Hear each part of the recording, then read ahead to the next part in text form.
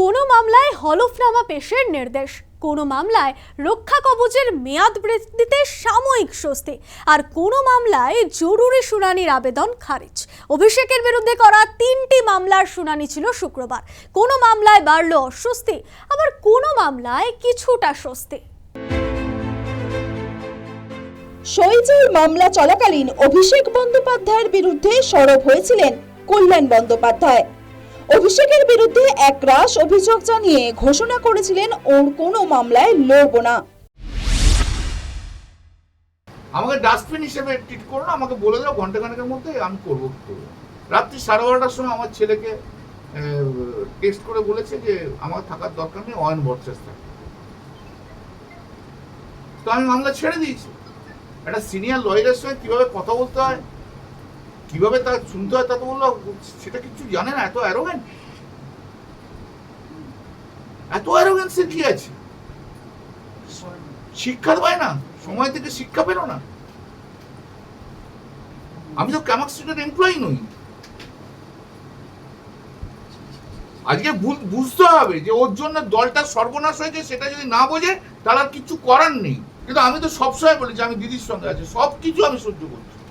কিন্তু সহ্য করার পরে অভিষেক ব্যানার্জি যদি এইরকম কাজ করে, অ্যারোগেন্সি দেখায়, হুইমসিক্যাল হয়, সবাইকে এমপ্লয়ি ধরে নেয়, তাহলে করা সম্ভব নয়। আর মমতা দিও বেছে নিক, কি করবে? অভিষেককে নিয়ে থাকবে না আমার মতো যারা অভিষেকের প্রতি যারা ক্ষুব্ধ তাদের নিয়ে থাকবে? This is hard decision to take. শৈলজার মামলায় কল্যাণের সেই মন্তব্যের রেশ কি পড়ল 21শে জুলাই মামলাতেও? রাস্তা আটকে 21শে জুলাইয়ের সভা করায় আদালত অবমাননার মামলার শুনানি ছিল আদালতে। সেই মামলায় মমতা বন্দ্যোপাধ্যায় ও অভিষেক বন্দ্যোপাধ্যায়ের হয়ে ওকালতনামা পেশ করেন আইনজীবী কল্যাণ বন্দ্যোপাধ্যায়। বিচারপতি প্রশ্ন করেন, অভিষেক বন্দ্যোপাধ্যায়ের আইনজীবী কে? জবাব দিতে ইতস্তত করেন কল্যাণ বন্দ্যোপাধ্যায়। এরপরেই জল্পনা বাড়ে সেদিনের সেই ঘটনার কি রেশ পড়ল মামলায়। বিচারপতি মমতা বন্দ্যোপাধ্যায় ও অভিষেক বন্দ্যোপাধ্যায়কে 4 সপ্তাহের মধ্যে হলফনামা পেশের নির্দেশ দেন। 17 আগস্ট মামলার পরবর্তী শুনানির সম্ভাবনা। কল্যাণ বন্দ্যোপাধ্যায়ের ছেড়ে দেওয়া সই মামলার শুনানিও ছিল শুক্রবার বিচারপতি শুভ্রা ঘোষের এজলাসে। আগে আদালত জানিয়েছিল অভিষেকের বিরুদ্ধে তদন্ত চলবে, তবে কোনো কড়া ব্যবস্থা গ্রহণ করতে পারবে না সিআইডি।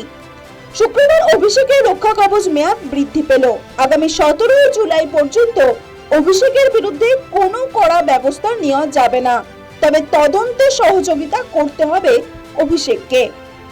শৈলজার মামলায় স্বস্তি পেলেও কণ্ঠস্বরের নমুনা পরীক্ষা মামলায় অস্বস্তি বাড়ল অভিষেকের। জরুরি ভিত্তিতে শুনানির আবেদন খারিজ হয়ে গেল। বিধানসভা নির্বাচনের প্রচারে ডিজে বাজানোর কথা বলেছিলেন অভিষেক, সেই মন্তব্যের বিরোধিতা করে মামলা হয়। তারপরেই অভিষেকের কণ্ঠস্বরের নমুনা পরীক্ষার নির্দেশ দেয় আদালত, কিন্তু তলব মেনে কণ্ঠস্বরের নমুনা দিতে হাজির হননি অভিষেক। এরপর 8 জুলাই অভিষেককে ফের তলব করে সিআইডি।